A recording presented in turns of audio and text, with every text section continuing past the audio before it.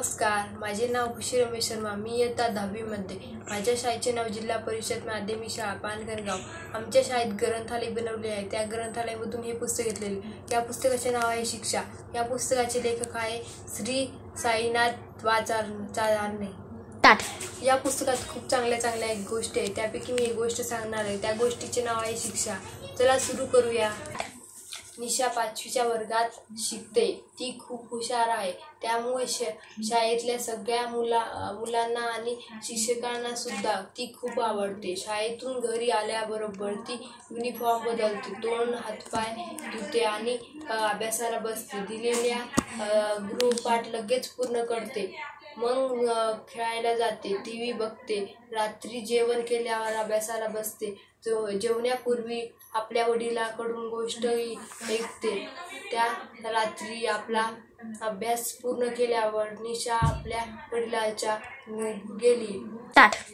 तेव्हा तिचे वडील पलंगावर पडल्या पुस्तक वाचत होते. पप्पा मी आले असं म्हणत ती आपल्या वडिलांशेजारी झोपली. मग अंगावर पांघरून ओढून घेत म्हणाली, पप्पा मला गोष्ट सांगायची. हे तुमच्या लक्षात आहे ना? हो लक्षात आहे. फक्त 2 मिनिटे थांब. एवढं पान वाचून झालं की मी तुला गोष्ट सांगते. पुस्तक वाचता तिचे वडील म्हणाले. मग निशा शांतपणे पडून राहिली.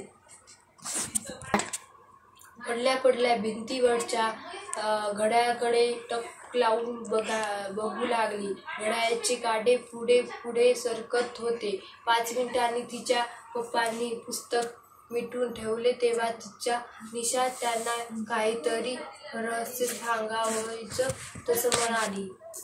पप्पा तुम्हाला माहीत आहे का? आपल्या गल्लीत एक वेडा आलाय आणि तो फाडफाड इंग्रजी बोलतो. हो मला माहीत आहे. पप्पा अंगावर पांघरून ओढीत म्हणाले. किती आश्चर्य ना पप्पा. तो वेडा अजूनही इंग्रजी बोलतोय. पप्पा तो वेडा खूप शिकलेला आहे का हो? निशाने पप्पाला विचारले. अगं तो MBBS झालेला आहे. आणि ज्याला तू वेडा समजते तो या वर्षापूर्वी शिक्षक म्हणून काम करीत होता. आणि ते म्हणाले शिकवायला होते पप्पा. तिला म्हणाले, वाव पप्पा ते तुमचे शिक्षक होते? निशाने आश्चर्याने विचारले. का यात तुम्हाला आश्चर्य का वाटते बेटा?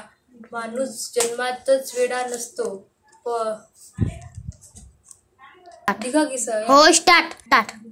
हो माहीत आहे. खरंच होय बेटा.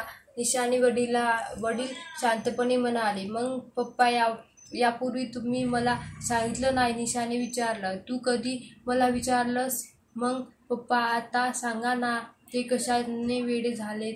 निशाने आपल्या हाताने पप्पाचा चेहरा आपल्याकडे वळवीत विचारले. बेटा ही खूप वर्षापूर्वीची गोष्ट आहे. तेव्हा मी तुझ्या एवढा होतो. 7वीला शिकत असेल.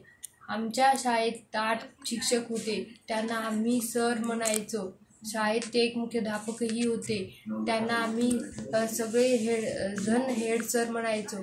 शाळेतील सगळे विद्यार्थी आपल्या शिक्षकाचा फार आदर करायचे. त्यांना मान द्यायचे. शिक्षक पण आमच्यावर फार प्रेम करायचे. पण इंग्रजी शिकवणाऱ्या रमण सरांना सगळेजण खूप घाबरायचे. ते फार मारायचे का?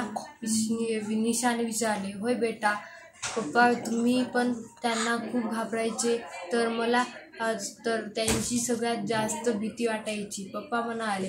निशाला पप्पाचं खूप हसू आलं. मग ती म्हणाली, पप्पा आज गोष्ट नको. मला तुमच्या रमण सराविषयी त्यांना सांगा. पुढं काय झालंय ही सुद्धा एक गोष्ट आहे बेटा.